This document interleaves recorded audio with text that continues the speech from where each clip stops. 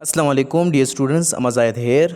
जैसे आपको पता है कि एमसी के इनिशियल टेस्ट जो है स्टार्ट हो चुके हैं।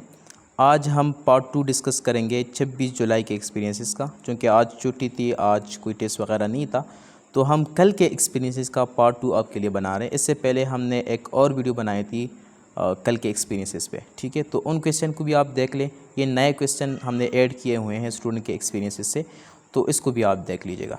तो first question is the velocity of sound in the year पर 1 degree rise in temperature is.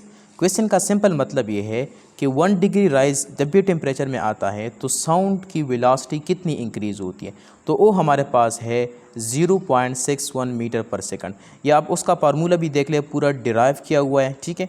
बस सिंपल आप इस चीज़ को देख ले कि v = v0 + 0.61 t। टी का मतलब है चेंज इन द टेम्परेचर।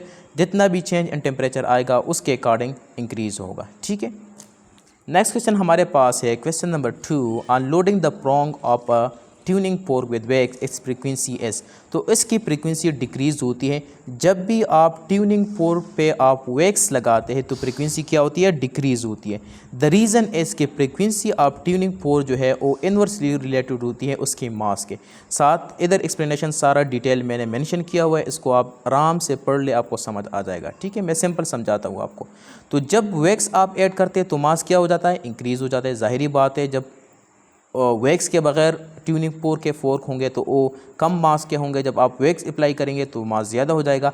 जब मास इंक्रीज़ होगा तो फ्रीक्वेंसी क्या हो जाएगी, डिक्रीज़ हो जाएगी। तो correct option is decrease. Question 3 हमारे पास है which plant produces seeds but not flower. तो ये हमारे पास है, इसको हम कहते हैं जिम्नोस्पर्म। तो ये जिम्नोस्पर्म वो प्लांट्स होते हैं जो कि सीड प्रोड्यूस करते हैं लेकिन प्लांट्स प्रोड्यूस नहीं करते। तो correct option is groundnut. साथ में आप दूसरे एग्जांपल भी देख लीजिएगा, शायद ये भी आपको आ सकता है। Next question is which organ does the virus add effect. तो वो कौन सा सेल है, actually this should be a cell. तो वो हमारे पास है टी सेल। क्योंकि जब भी बॉडी में एड्स वायरस आ जाता है तो वो सबसे पहले अटैक करता है टी सेल्स पे, क्योंकि टी सेल बॉडी की इम्यूनिटी में इन्वॉल्व होती है। एंड जब ये कमज़ोर हो जाती है तो सारी बॉडी का इम्यूनिटी ख़राब हो जाती है, ठीक है। इम्यूनिटी चैप्टर से कुछ और एमसीक्यूज़ भी है। And cell mediated immune response which cell are involve. तो इसमें हमारे पास है टी लिम्फोसाइट्स, ठीक है। T lymphocyte cell mediated immune response में इन्वॉल्व होती है। Which cells are derived are involve in the humoral immune response. तो उसमें होती है बी लिम्फोसाइट। सेल मीडिएटेड में T lymphocyte and humoral mediated immunity या ह्यूमरल इम्यून रिस्पांस में बी लिम्फोसाइट। नेक्स्ट हमारा क्वेश्चन है what is the ready source of energy available for the athletes. तो वो होती है कार्बोहाइड्रेट। एंड आपको ये भी पता है कि कार्बोहाइड्रेट का डाइजेशन किधर स्टार्ट होता है, माउथ में स्टार्ट होता है। जबकि प्रोटीन्स हो गए या फैट्स, उनकी डाइजेशन हमारे पास स्टार्ट हो जाती है इन द स्टमक, ठीक है। तो रेडी सोर्स कौन सा है, कार्बोहाइड्रेट, क्योंकि डाइजेशन उनका डायरेक्टली माउथ में ही स्टार्ट हो जाता है। नेक्स्ट क्वेश्चन हमारे पास है HIV attack to the host cell by. तो ये होस्ट सेल के साथ किस चीज़ के थ्रू अटैच होती है, स्पाइस के थ्रू। एंड इनका स्पाइस बनी होती है ग्लाइकोप्रोटीन 41 एंड ग्लाइकोप्रोटीन 120। ये आप अपनी वायरस वाला जो चैप्टर है उसको आप पढ़ लीजिएगा HIV, तो उधर ये आपको ये डिटेल मिल जाएंगी। तो इसका करेक्ट ऑप्शन है ग्लाइकोप्रोटीन। नेक्स्ट क्वेश्चन है हेपेटाइटिस इज रिलेटेड टू। तो हेपेटाइटिस हमारे पास एक ग्रीक वर्ड है, इसमें हेपेट का मतलब होता है लिवर एंड आइटस का मतलब इन्फ्लेमेशन। तो the correct option is liver. Next question है central dogma has dash steps. तो इसके 2 स्टेप्स हैं। अब ये सेंट्रल डोगमा क्या चीज़ है, देखिए जो प्रोटीन होती है ना, तो वो किस चीज़ से बनती है, पहले DNA होता है, फिर RNA होता है, फिर हमारे पास आ जाती है प्रोटीन सिंथेसिस, ठीक है। तो इस सारे प्रोसेस को हम कहते हैं सेंट्रल डोगमा। इसके 2 स्टेप्स हैं, एक है ट्रांसक्रिप्शन एंड एक है ट्रांसलेशन। ट्रांसलेशन एंड ट्रांसक्रिप्शन क्या चीज़ है, जब DNA से बनती है RNA तो इसको हम कहते हैं, this is step number 1 transcription. फिर RNA से बनती है DNA तो इसको हम कहते हैं step number 2 that is translation. Next question हमारे पास है when a hemophilic carrier woman marries a normal man who among her offspring में बी इफेक्टेड। तो इसको मैं डिराइव कर देता हूँ, this is a female and this is a male, ठीक है। तो जो हीमोफिलिक कैरियर होता है तो इसका एच जो है वो कैपिटल होता है, एक स्मॉल होता है, ठीक है। एंड चूँकि मेल नॉर्मल है तो OH कैपिटल होगा, ठीक है। अब इसका अगर हम क्रॉस कर दें इन दोनों का तो हमारे पास हो जाएगा X, ये X पहले इसके साथ मल्टीप्लाई तो एक्स एक्स बन जाएगा, फिर ये एक्स जो है वाई के साथ मल्टीप्लाई कर दें तो एक्स वाई, फिर ये सेकंड एक्स और ये मल्टीप्लाई हो जाए तो x x and x y. अब इसके ऊपर आप चीज़ें भी लिख दें, ये एच हो गया, ठीक है, और ये कैपिटल एच हो गया। फिर हमारे पास ये अगेन ये वाला एच एंड वाई पे तो कुछ नहीं होता इसका जीन। फिर इसकी बारी आ जाती है तो एच हमारे पास कैपिटल, इधर से हमारे पास एच अगेन कैपिटल, फिर इधर से एच कैपिटल एंड वाई पे तो कोई जीन नहीं है। अब इसमें आप देख लें कि ये दोनों क्या है, ये फीमेल है, ठीक है, ये क्या है, फीमेल का सेक्स है, ठीक है, and these two are male, ठीक है, ये क्या है, मेल है। तो इसमें आप देख लें कि ये फीमेल क्या है, ये कैरियर है, क्योंकि इसके पास एक्स स्मॉल एच है, ठीक है, जिस तरह इसका मदर था ना, मदर में अभी आप देख लें कि इसमें कैरियर था। ये हमारे पास है मेल, लेकिन ये इफेक्टेड है क्योंकि इसमें एक एच है एंड ओ स्मॉल है, ठीक है। ये चीज़ आप समझ लें कि जब भी जो रिसेसिव जीन होती है ना, रिसेसिव जीन, तो उसके लिए डबल एच होना या सिंगल एच होना in the case of male, male में ये क्या होगा, इफेक्टेड होगा, एंड फीमेल में ये इफेक्टेड होगा, ठीक है। अगर फीमेल में हमारे पास इस तरह आ जाता है तो ओ फिर हमारे पास होती है कैरियर, ठीक है, एंड अगर हमारे पास फीमेल में डबल एच इस तरह आ जाता है तो ओ हमारे पास क्या हो जाती है, नॉर्मल, ठीक है। लेकिन मेल में अगर इस तरह जाती है सिंगल एच, क्योंकि उस पे वाई पे जीन नहीं होता, तो वो हम डिसाइड करते हैं इस एक एच से, ठीक है, एक एच का जो जीन है ना इस पे, तो ये हमारे पास मेल में क्या है, नॉर्मल है, ठीक है। तो अब इसको आप देख ले कि ये मेल हमारे पास क्या है, ये हमारे पास है इफेक्टेड। अब इसको आप देख ले कि ये दोनों हमारे पास कैपिटल एच है। अभी मैंने आपको बता दिया कि कैपिटल एच हमारे पास फीमेल में क्या होती है, नॉर्मल, तो ये हमारे पास नॉर्मल हो गई। अब इसको आप देख ले, इस मेल को, इसमें सिंगल एच है, एंड मैंने आपको बता दिया कि अगर मेल में सिंगल एच हो तो हमारे पास क्या होता है, नॉर्मल। अच्छा, साथ में मैंने डिटेल भी गिवन किया है, ठीक है। सन में 50% चांसेस ऑफ बीइंग इफेक्टेड, तो 50% चांस मेल में क्या होंगे, इफेक्टेड। ये आप देख ले, मेल में ये एक मेल है, ये एक मेल है, ये हमारे पास नॉर्मल है और ये इफेक्टेड है, तो दो में से एक क्या हो गया, ये हमारे पास इफेक्टेड हो गया, तो दो में से एक क्या होगा, 50% बनता है ना, तो ये 50% हमारे पास सन क्या हो गए, इफेक्टेड। साथ में आप 50% नॉर्मल हो गए। इस तरह डॉटर में आप देख ले, जो इनकी बेटियां होंगी तो उसमें 50% क्या होगा, कैरियर होगा, ये आप देख ले, दो में से एक क्या है, कैरियर है, and 50% chance of being normal, तो ये भी आप देख ले कि ये हमारे पास नॉर्मल है। मैंने इसलिए डिटेल में समझा दिया कि अगर कोई क्वेश्चन और इस तरह आ जाए तो फिर आपको उसको सॉल्व करने में आसानी हो। तो इसका करेक्ट ऑप्शन है half of her son will be affected. अच्छा जी, नेक्स्ट जाने से पहले इस ग्रुप के डिस्क्रिप्शन में आपको एंड फर्स्ट कमेंट में आपको गूगल ड्राइव का लिंक मिल जाएगा। उसमें हमने 26 जुलाई के सारे एक्सपीरियंसेस जो है ऐड किए हुए हैं, तो उसको आप ख़ुद पढ़ लें, क्योंकि सारे एक्सपीरियंसेस इधर यूट्यूब पे अपलोड करना हमारे लिए मुश्किल होता है उसको सॉल्व करके, तो वो आपको मिल जाएगा, ठीक है। साथ में अगर आपको टेस्ट पासिंग गारंटी पास पेपर चाहिए तो इस व्हाट्सएप नंबर पर हमारे पास कॉन्टैक्ट कर लें, तो वो भी हम आपको प्रोवाइड कर देंगे। अच्छा, नेक्स्ट क्वेश्चन हमारे पास है, resistance of an ideal insulator is. तो देखिए, इंसुलेटर का मतलब ये होता है कि उससे करंट जो है पास नहीं हो सकता। तो आइडियल इंसुलेटर का मतलब है कि बिल्कुल भी पास नहीं हो सकता, तो उसके लिए रेजिस्टेंस का होना क्या है, इनफाइनाइट। अगर रेजिस्टेंस इनफाइनाइट होगा तो उससे बिल्कुल भी करंट पास नहीं होगा। साथ में एक्सप्लेनेशन खुद आप रीड कर ले, मैंने आपको एक्सप्लेनेशन भी गिवन किया है।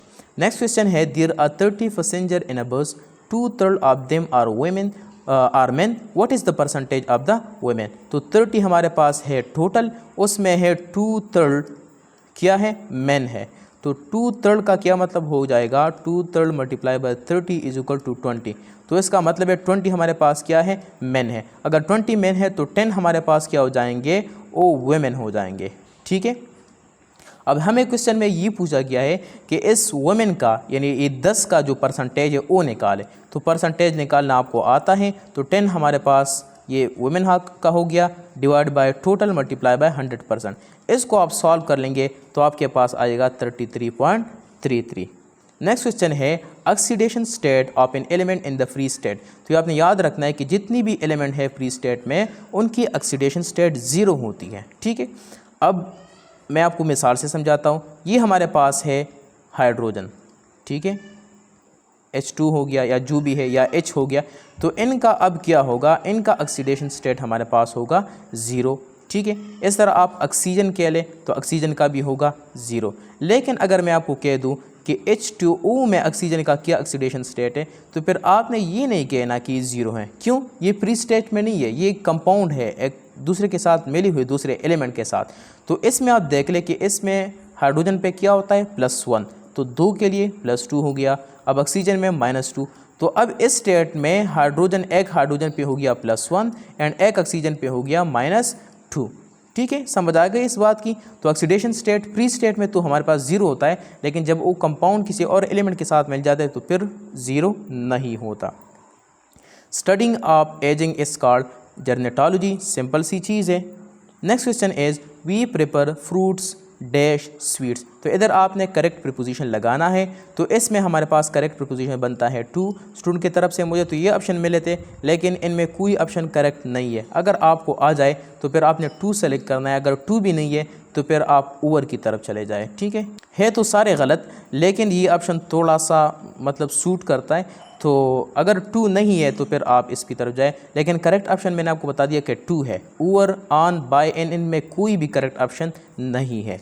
नेक्स्ट क्वेश्चन हमारे पास है in the story of thirsty crow throw pebbles into the jug, what type of learning is this. तो this is the type of insight learning. अब इनसाइट लर्निंग क्या चीज़ है? अगर when individual suddenly understand a solution to a problem और find a new way to achieve a goal often through creative thinking और observation. Simple इसका मतलब ये है कि वो नॉलेज जो कि आप किसी प्रॉब्लम को सॉल्व करते हुए आपको अचीव हो जाए, आपको मिल जाए, इसको हम कहते हैं इनसाइट लर्निंग। एंड ये आपका जो बिहेवियर वाला चैप्टर है ना, FSC में बिहेवियर वाला चैप्टर, उसमें ये टाइप सारे गिवन है। साथ में हैबिचुएशन क्या चीज़ है मैंने इधर लिखा भी है, लेकिन समझाता हूँ आपको। हैबिचुएशन का मतलब ये है, फॉर एग्जांपल आप किसी जगह चले जाते हैं, उधर बहुत बदबू होती है, बैड स्मेल होती है। ठीक है, तो फिर उधर आप जब पहले जाते हैं कुछ घंटों के लिए तो आपको वो बदबू महसूस होती है, लेकिन कुछ टाइम के बाद वो आप उसके साथ हैबिचुएट हो जाते हैं, आपको आदत हो जाती है, फिर वो आप बदबू आपको महसूस नहीं होती। तो इसका मतलब है हैबिचुएशन। नेक्स्ट हमारे पास क्या है? The number of sigma and 5 bond in the end hydride of sulphuric acid है। तो सबसे पहले सल्फ्यूरिक एसिड हमारे पास क्या है? H2SO4, लेकिन हमें ये इधर गिवन है कि एन हाइड्राइड, तो एन हाइड्राइड इसका होता है SO3 एंड उसका जो स्ट्रक्चर है वो हमारे पास कुछ यू है, ये आप देख लें। तो अब इसमें आप देख लें, आपको पता है कि जब भी डबल बॉन्ड आता है तो उसमें एक होता है सिग्मा बॉन्ड, एक होती है पाई बॉन्ड। डबल बॉन्ड में एक बॉन्ड सिग्मा, एक पाई। अगर ट्रिपल बॉन्ड आ जाए तो उसमें एक होती है सिग्मा एंड 2 होती हैं पाई। एंड सिंगल बॉन्ड वो हमेशा होती है सिग्मा बॉन्ड। तो इसमें आप कैलकुलेट कर ले कि एक इधर सिग्मा, एक इधर, एक इधर, एक इधर पाई, एक इधर, एक इधर, तो 3 हमारे पास सिग्मा एंड 3 हमारे पास पाई बॉन्ड। अच्छा, इंग्लिश के कुछ MCQs हैं। एंटायरली का सिनोनिम, स्टूडेंट की तरफ से मुझे कोई ऑप्शन गिवन नहीं था, मैंने इनके सारे सिनोनिम आपको लिखे हुए हैं, इसको एक दफ़ा पढ़ ले, इनमें कोई एक आपको आ जाएगा। वाइल्ड का एंटोनिम होता है टैम्ड। इस तरह रेनोवेट के सिनोनिम भी आप देख ले। टैम्ड का सिनोनिम होता है डोमेस्टिकेटेड और ट्रेन। प्रीसीडिंग के सिनोनिम ये भी आप देख लें। नेक्स्ट क्वेश्चन है although is a conjunction of type. तो ऑल्दो एक वर्ड है, ये कौन से टाइप का कंजंक्शन है? तो ये होती है सबऑर्डिनेटिंग कंजंक्शन। सबऑर्डिनेटिंग कंजंक्शन वो कंजंक्शन होती है जो किसी डिपेंडेंट क्लास को इंडिपेंडेंट क्लास के साथ कनेक्ट करता है। अच्छा, साथ में एक क्वेश्चन भी आता है कि मिडल का क्या मीनिंग होता है? तो इसका मतलब है रीफ्रेम, यानी किसी चीज़ में इंटरफेयर नहीं करना।